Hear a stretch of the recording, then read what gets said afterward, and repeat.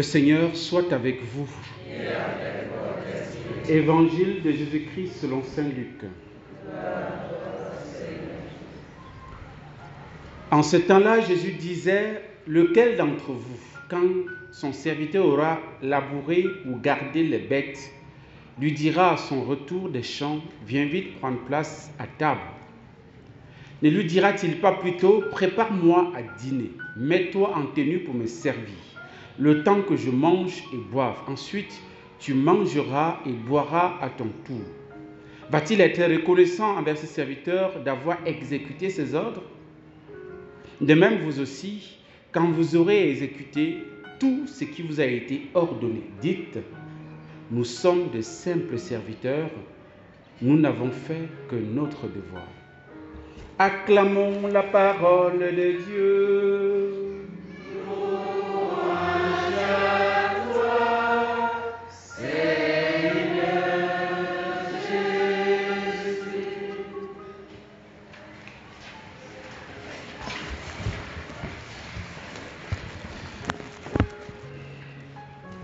Nous allons continuer dans notre catéchèse sur les âmes purgatoires. Et j'avais beaucoup d'hésitation à parler de ce que j'allais vous dire. Mais je pense que nous pouvons aborder ce que j'appellerais les degrés, les différentes étapes du purgatoire. Comme autant nous sommes sur la terre et que nous avons entre nous une différenciation dans l'ordre de l'intimité avec le Seigneur, parce que, bon, comme je le disais, personne ne sait qui est qui dans sa relation avec le Seigneur. Voilà. Chacun, même toi-même personnellement, tu ne peux pas savoir à quel niveau tu te trouves dans ta relation avec le Seigneur. Dieu seul sait. C'est un mystère de foi qui nous dépasse. Et à plus forte raison, ton frère ou ta soeur. Tu ne peux pas juger de la posture de ton frère ou de ta soeur par rapport à Dieu. L'intimité avec le Seigneur, Dieu seul connaît les proportions, connaît l'ampleur. Et Dieu, et j'ai envie de dire Dieu merci. Parce que si un temps soit peu, nous savions un temps soit peu à quel niveau nous sommes par rapport au Seigneur et à quel niveau mon voisin est par rapport au Seigneur. Bon, si je suis devant lui, alors là, je vais gonfler les épaules et puis c'est l'enfer direct. Hein. Ça, c'est l'enfer. Bah, dès que tu commences à lever l'épaule, c'est fini. Pour toi, c'est terminé. C'est la pente vers l'enfer. Nous avons lu il n'y a pas longtemps, nous avons écouté il n'y a pas longtemps un dimanche, je ne sais pas si dimanche prochain, dimanche passé ou dimanche passé. On a parlé de... Jésus a évoqué une parabole où il mettait deux personnages en scène, ils sont montés au temple pour prier. Vous voyez? Et le premier, un pharisien, quand il s'est présenté devant le Seigneur, il s'est présenté comme un saint. Il a dit, Seigneur, je te rends grâce, parce que je ne suis pas comme tous les autres hommes. Ils sont menteurs, ils sont adultères, ils sont injustes, ils sont ceci et cela. Et je ne suis pas comme ces publicains-là. Je ne suis pas comme lui. Je jeûne 2 fois par semaine, je paye ma dîme, voilà, je fais ci, je fais ça, je m'occupe des pauvres. C'est-à-dire il s'est auto-glorifié devant le Seigneur. C'est-à-dire qu'il n'est pas venu prier. Il est venu se louanger devant le Seigneur. Il dit, Seigneur, toi me regardes moi, toi, sois fier de moi. Je ne suis pas n'importe qui. Vous voyez? Et alors qu'il ne sait même pas sa posture, où est-ce qu'il en est avec le Seigneur, il n'en sait pas. Mais le gars, lui, est tellement au courant de lui-même qu'il renseigne au Seigneur ce que lui il est. Il dit au Seigneur ce que lui il représente. Et nous sommes un peu tentés par ça. Qu'on le veuille ou non, on a un peu ça en nous. La comparaison. Je suis comme chaque jour, je vais à la messe. Je fais mon rosaire tous les jours. Voilà, j'ai fait ci, j'ai fait ça. J'ai telle place à la paroisse. J'ai fait ci, fait ça. En fait, on est... Et du coup, on ne se rend pas compte, on se prend de haut, quoi. On se considère comme quelqu'un de bien, de... Voilà. Et tout de suite, on regarde les autres. Bon, par rapport aux autres, quand même, je suis pas mal. Hein, je suis mieux. Hein, on regarde les autres de haut. C'est très dangereux, frères et sœurs. C'est très... Dès que vous commencez à faire ça, dites-vous que vous êtes sur la pente descendante vers l'enfer. Non, mais c'est vrai. Vous descendez vers l'enfer. C'est ce que j'appelle le complexe de sainteté. Je me glorifie, quoi. Je m'auto-glorifie. Moi, je mesure ma place. Je me donne ma place. C'est très grave. C'est très grave. Il ne faut jamais être dans un esprit de suffisance avec le Seigneur. Vous n'en savez rien. Dans le monde spirituel, vous n'en savez rien. Il y a un grand saint, on appelle le père du monachisme occidental, qui s'appelle Saint Antoine le Grand. Il a écouté un jour l'évangile du jeune homme riche, où Jésus disait au jeune homme riche, va vendre tout ce que tu as, donne aux pauvres et viens sur moi. Lui, il a entendu comme si le Seigneur s'adressait à lui. C'était le jour de son appel. Il a écouté l'appel du Seigneur, il a compris que le Seigneur l'appelait à une vie de radicalité avec lui. Et donc il est parti, il était jeune héritier parce que ses parents étaient morts, donc il venait d'hériter les grands biens. Il était avec sa petite sœur. Il a vendu tous les biens de son père. Il a pris une forte somme, il allait remettre aux sœurs pour confier sa sœur à l'éducation des sœurs. Et puis le reste d'argent, il a distribué aux pauvres. Et il est parti au désert. Il a tout quitté. Il avait 18 ans à l'époque. Il est parti au désert. Et son rayonnement, le rayonnement de sa sainteté est tel que les gens venaient vers lui. Il a attiré du monde. Mais un jour, le Seigneur lui montre en vision un cordonnier. Et le Seigneur lui dit, ce cordonnier, il m'est agréable parce qu'il est. En termes de sainteté, il est plus que toi. Waouh, le grand Saint Antoine. Le gars voit un cordonnier qui n'a pas quitté le monde, hein, qui est resté dans le monde là-bas. Lui, il a quitté le monde, il a tout abandonné, il est parti au désert pour servir le Seigneur. Le Seigneur lui dit, ce cordonnier est plus proche de moi par rapport à toi. Antoine a compris que, waouh, c'est pas un acquis, quoi. C'est-à-dire que c'est pas parce que je suis consacré, c'est pas parce que je suis prêtre, c'est pas parce que je suis évêque, que c'est pas parce que je suis pape que d'office je suis. Non, frère et sœur, non. Dieu seul connaît le lieu où chacun de nous se trouve. Dieu seul sait. C'est pourquoi il nous interdit, je le dis, il nous interdit de juger. Parce que tu n'en sais rien. Tu peux voir une prostituée, tu commences à mal parler d'elle, à lui dire des choses, à penser, à dire n'importe quoi. Peut-être que cette prostituée est plus proche de Dieu que toi. Tu n'en sais rien. Tu ne connais pas son histoire. Tu ne sais pas pourquoi elle est dedans. L'histoire de chacun est sacrée. C'est pourquoi, franchement, évitons toute comparaison possible, surtout dans le domaine spirituel. C'est très dangereux. C'est une pente glissante vers l'enfer. Vers l'enfer. Et donc, le Seigneur nous invite à avoir un regard. C'est pourquoi je disais que autant parmi nous, on ne sait pas qui est qui, autant au purgatoire, tout le monde n'est pas au même niveau. Tout le monde n'est pas. Il paraît dans une révélation privée, la Vierge Marie a révélé qu'il y a 13 niveaux au purgatoire. 13 niveaux. Vous allez voir dans le livre de prière, n'est-ce pas, pour exemple, purgatoire là, hein, je ne sais plus à quelle page là, où on parle des 13 niveaux qui correspondent aux 13 vertus de la Sainte Vierge Marie. Voilà, page 113. Donc, ça veut dire quoi? Ça veut dire qu'il y a certains qui sont au 13e niveau, il y a d'autres qui sont au 8e niveau, d'autres qui sont au 1er niveau, etc., etc. Et donc, c'est pourquoi prier pour les âmes purgatoires, c'est une tâche qui n'est pas pour un moment, c'est pour une longue durée. Parce que nous ne savons pas où se trouve notre parent. Je ne sais pas si on parle du 13e niveau au 1er niveau, bien du 1er niveau au 13e niveau. En tout cas, si c'est au 13e niveau qui doit arriver au 1er niveau, donc il faut beaucoup de prières et beaucoup de temps pour qu'il puisse arriver donc, au niveau où il va rentrer au ciel. Donc notre prière permet à certains âmes purgatoires de passer d'une étape à l'autre, d'un niveau à l'autre. Ils ne sont pas tous logés à la même enseigne. Non.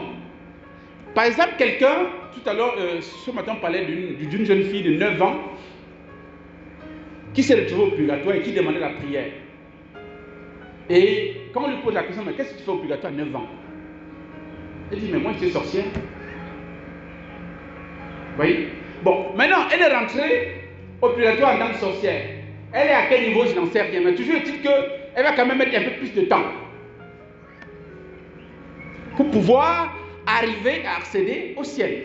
Par rapport à quelqu'un qui est chrétien baptisé, communié et qui vraiment a vécu un peu sa vie chrétienne de manière plus ou moins bien et qui, voilà, arrive au purgatoire, ils ne vont pas durer de la même manière.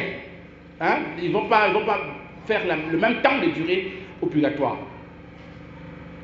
Et c'est pourquoi je dis, il y a plusieurs niveaux. Et dans une révélation, il y a une de mes filles qui me disait que elle a reçu la visite d'un sorcier béninois qui se trouve au purgatoire. Donc, le monsieur, il a passé toute sa vie à être sorcier, il n'a jamais été chrétien. Comprenez? Et donc, il faut qu'il se débrouille pour apprendre la doctrine chrétienne pour rentrer au ciel. Parce que sinon, il va entrer au ciel, il sera surpris de voir qu'il y a la Trinité, il y a le Père, le Fils et l'Esprit, il y a la Vierge Marie, il y a tout ça. Donc, il ne sait pas. Il faut du temps pour que non seulement il apprenne la doctrine chrétienne, mais aussi qu'il répare les dégâts qu'il a causés sur la terre. J'en profite pour vous dire, personne ne rentre au ciel étant endetté. Si vous devez l'argent, la rembourser. Tu ne rentreras pas au ciel si tu n'as pas remboursé. Même si tu dois 1 franc à quelqu'un, tu ne rentres pas au ciel si tu n'as pas remboursé ces 1 franc. Tu mettras le temps nécessaire au purgatoire pour rembourser tout ce que tu dois pour entrer au ciel. Je suis désolé, là-bas au ciel, il n'y a pas d'endetté là-bas. Ce sont les 5 qui sont là-bas.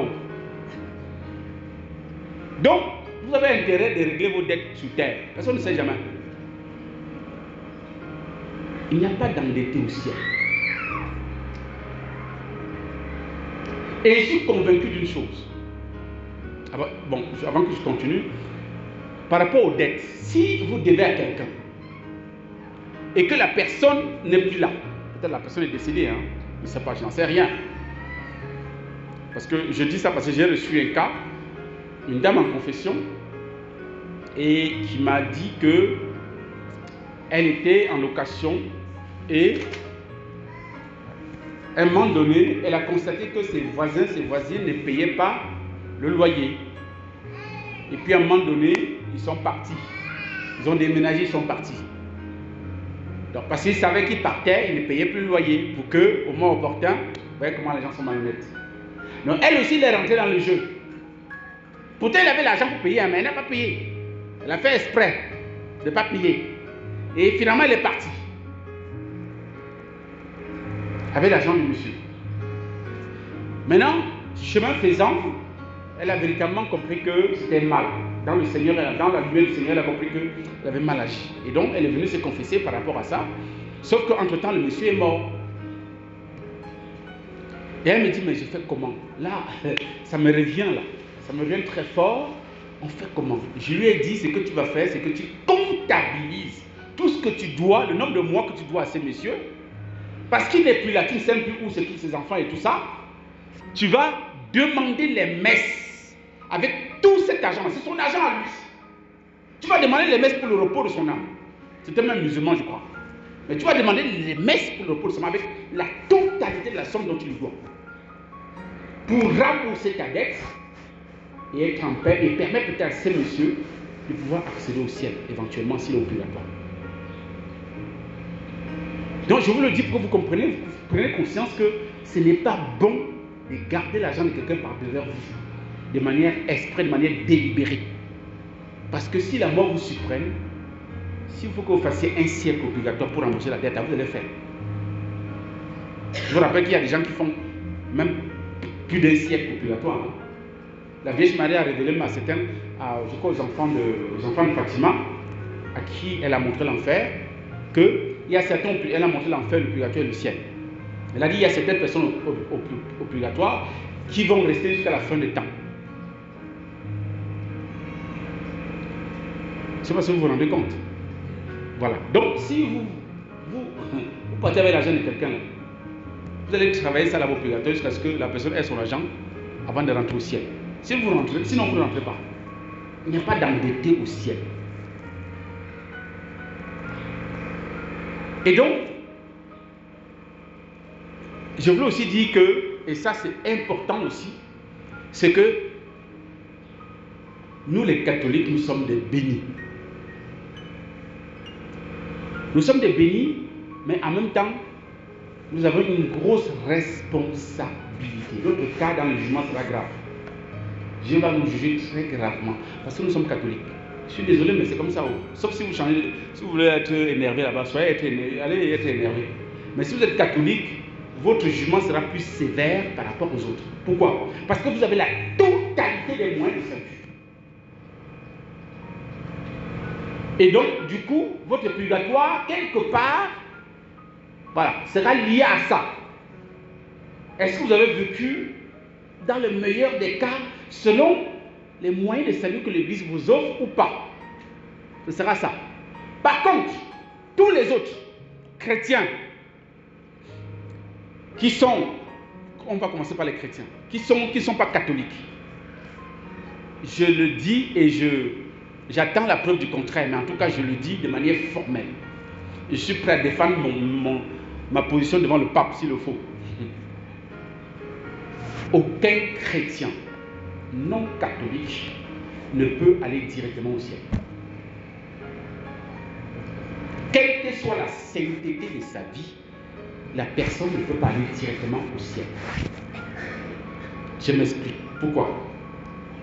Parce que la personne a vécu en dehors de l'église où il y a la plénitude des moyens de salut. Si tu es protestant, si tu es des églises énervées, où là-bas on critique Marie, on se moque des saints, on se moque des papes, on se moque de tout ce que l'église catholique fait. Vous pensez qu'à votre mort, quelle que soit la sainteté de votre vie, vous allez passer directement comme ça, aller au ciel? Vous allez aller cohabiter avec Vierge Marie là-bas, que tu as critiqué. Allez cohabiter avec Saint-Pierre, dont tu as critiqué ses successeurs sur la terre. Allez cohabiter avec les saints, de manière innocente comme ça. Non, tu vas passer au purgatoire maintenant. Tu vas passer au purgatoire, faire ta catéchèse catholique. Tu vas apprendre la doctrine catholique, devenir catholique avant de... Tous ceux qui sont au ciel sont catholiques. Il n'y a pas des énervés au ciel. Il n'y a pas de protestants au ciel. Tous ceux qui sont au ciel sont catholiques ou ils ne le sont pas. Ce n'est pas possible autrement. Sinon, mon Dieu m'a trompé. Sinon, moi, être catholique, c'est du mensonge. Mais si les catholiques, c'est l'église que le Christ a fondée, tu es pied sur pied, j'ai bâti mon église en Matthieu chapitre 16, verset 16 et suivant, mais il n'y a pas de raison que il y ait autre chose, autre personne. Tout protestant, s'il doit être sauvé, il doit confesser la foi catholique au purgatoire. Il va mettre le temps nécessaire pour apprendre la catéchèse catholique jusqu'à ce qu'il fasse son examen de passage, il réussit avant d'entrer au ciel. Sinon, il n'entre pas. Vous ne pouvez pas passer le temps à chasser l'esprit de Marie, à chasser ceci et cela. Et puis vous allez entrer au ciel comme ça, vous allez voir la Vierge Marie, vous allez dire quoi? Il n'y a pas de quartier là-bas au ciel. Hein? On est tous ensemble là-bas. Il n'y a pas de quartier de Marie, le quartier de Joseph, le quartier de machin. Non. On est tous en Dieu. Donc on est censé vivre la charité dès cette terre, de manière qu'au ciel, qu'on n'ait pas de problème avec son voisin ou sa voisine. Donc un protestant qui ne fait pas sa catéchèse catholique ne rentrera pas au ciel. Je suis désolé, je suis convaincu de ça. Je suis convaincu de ça. Et j'en ai même une preuve. Moi, je ne vois pas les ambulatoires, rassurez-vous. Dieu merci, je n'ai pas cette grâce. Je dis que Dieu merci parce que c'est Dieu qui donne, il sait pourquoi il ne donne pas. J'ai une de mes filles qui a la grâce de voir les ambulatoires, de leur parler. Et pour la petite histoire même, fait, toujours elle, quand Desmond Tutu, vous savez qui c'est, non? Monseigneur Desmond Tutu, le Sud-Africain. Quand il est mort, il est venu voir ma fille là, pour lui dire pardon, prie pour moi. Il est au purgatoire, parce que dans leur religion, il est anglican. Les anglicans ne croient pas au purgatoire. Le gars est calé au purgatoire. Il est calé. Tant qu'il ne confesse pas la foi au purgatoire, il n'entre pas au ciel. Il est venu demander la prière à ma fille, là, que pardon, prie. Elle ne m'a pas demandé, pardon, il faut se lever la messe pour lui. Il fait sa catéchèse catholique obligatoire avant d'entrer au ciel. S'il n'entre pas, Monseigneur Desmond Tutu, comme vous connaissez, le célèbre. Et ce n'est pas tout. Il y a une dame nigériane qui a été femme de pasteur, qui a été tuée par ce pasteur parce qu'il a frappé. Vous avez suivi ça ou pas? Voilà. Je ne sais plus comment elle s'appelle, j'ai oublié son nom. Ça ne fait même pas un an que c'est arrivé. Hein? Voilà. Elle aussi, l'histoire c'est quoi? Elle est apparue à une autre fille à Abidjan pour demander sa prière, ou je ne sais pas pour demander quoi. Et la fille l'a dirigée à ma fille là, que va voir plutôt telle. C'est elle qui peut mieux t'aider.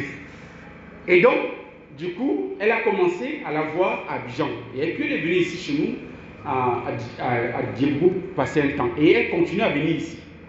Elle est venue à Diebougou aussi. Donc elle venait voir ma fille là, pour qu'elle lui apprenne le Je vous salue Marie. Pour qu'elle lui apprenne le Je vous. Comme elle est anglophone, c'était un peu compliqué, puisqu'elle apprenait en français. Donc, elle me disait que ce n'est pas évident, hein. Mais bon, elle essayait. Je vous assure, pendant son séjour ici, le séjour de ma fille là ici à Djibougou, elle venait régulièrement, d'accord, demander qu'elle la forme. Et puis elle a demandé la messe. Et pas, elle a demandé une trentaine de messes, qu'il faut qu'on lui célèbre une trentaine de messes. Ma fille venait me demander, elle demande que tu fasses 30 messes pour elle. Elle est des églises énervées, hein. Elle est calée au purgatoire là-bas. Si elle ne fait pas sa catéchèse, si elle ne maîtrise pas Je vous salue Marie, elle ne va pas entrer au ciel. Elle ne va pas rentrer. Et ce n'est pas seulement Je vous salue Marie, c'est le credo et tout ça. Et c'est ma fille là qui était chargée de lui faire la catéchèse. Et elle venait prendre ses cours. Donc en même temps, être catholique, c'est beau, c'est merveilleux. Nous avons la grâce d'être au bon endroit. Mais en même temps, l'exigence qu'il y a derrière, ça va chauffer. Ça va chauffer. Jésus va nous juger même plus sévèrement que tout le monde. Mais évidemment, parce que nous avons tout. Nous avons tout, mes amis. Nous avons tout. Et je pleure, je ne sais pas, je ne comprends pas pourquoi certains catholiques prennent leurs pieds pour aller chez ces gens-là.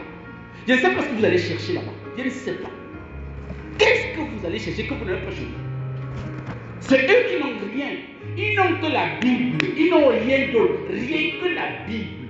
Et nous, leur Bible n'est pas complète, comme on l'a vu ce matin. Ils ont 66 livres dans la Bible. Nous, on a 73 livres. Vous allez chercher quoi chez eux? Ils ont quoi que vous n'avez pas chez vous? Vous avez Jésus eucharistique, le sommet de la vie chrétienne. Vous laissez le Christ ici chez vous pour aller chercher quoi là-bas? Ils n'ont pas ça. Vous avez la Vierge Marie chez vous. Vous ne laissez même pas aller là-bas chercher quoi? Vous cherchez quoi là-bas? Vous avez le pape chez vous. Vous laissez le succès de Pierre pour aller chercher quoi là-bas? Mais dites-moi, comment Jésus ne va pas être sévère avec vous au dernier jour? Parce que vous êtes comme des enfants qui meurent de soif à côté de la source d'eau. Nous avons tout le ciel avec nous, frères et sœurs.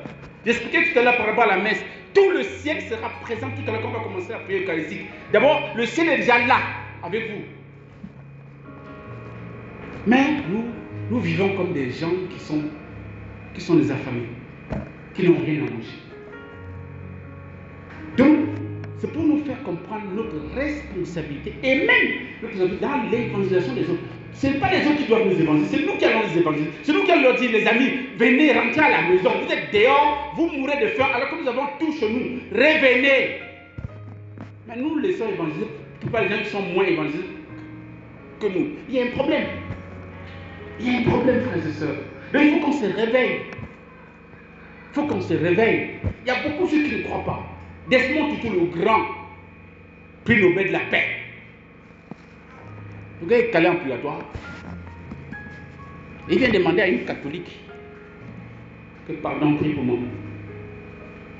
C'est comme ça. C'est comme ça. Donc nous avons une grâce énorme. Nous avons en même temps une responsabilité énorme par rapport déjà à notre vie personnelle, mais aussi à l'égard de tous ceux qui nous entourent, les membres de nos familles qui ne sont pas catholiques, les amis qui ne sont pas catholiques. Nous avons le devoir de leur montrer que là où ils sont là, ce n'est pas au bon endroit. Qu'ils doivent venir à la maison pour recevoir toute la plénitude, la grâce de Dieu. Voilà ce que je veux partager dans cette homélie. C'est vrai qu'il y a encore beaucoup de choses à dire, mais on n'a pas le temps, malheureusement. Mais voilà, toutes les grâces, peut-être le Seigneur permettra encore une autre occasion. Que le Seigneur nous bénisse, au nom du Père et du Fils et du Saint-Esprit.